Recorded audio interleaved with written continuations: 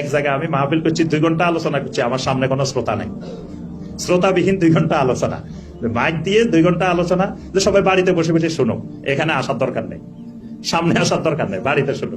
আচ্ছা, তো শুনছে বাড়িতে বসে বসে, ওইগুলা কিন্তু খুব মনোযোগ দিয়ে শুনে, চা দোকানে বসে বিভিন্ন জায়গায় শুনে, এরা কি বলে, এটার আকর্ষণ থাকে, তো সামনে আসে না, আশেপাশে ঘোরাঘুরি করে খালি।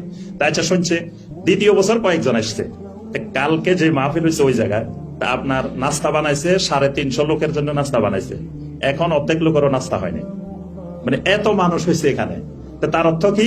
তার অর্থ হলো মানুষগুলা প্রথম দিকে তাদেরকে ভুল বোঝানো হয়েছে, আলে হাদিসের ব্যাপারে ভুল ধারণা দিছে, কিছু মানুষ ঘুরে ঘুরে, কিছু ইমাম সাহেব ঘুরে ঘুরে মানুষকে ভুল ধারণা দিছে।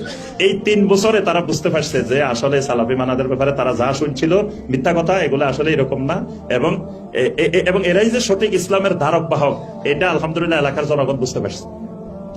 এবং দেখলাম যে কালকে মানুষ আর মানুষ আমাদের প্রোগ্রামে, আমি গেছি, শেখ আব্দুল আলিম কাউসার মাদানী উনি গেছেন, এরকম অনেক মানুষ। তাহলে তার অর্থ কি?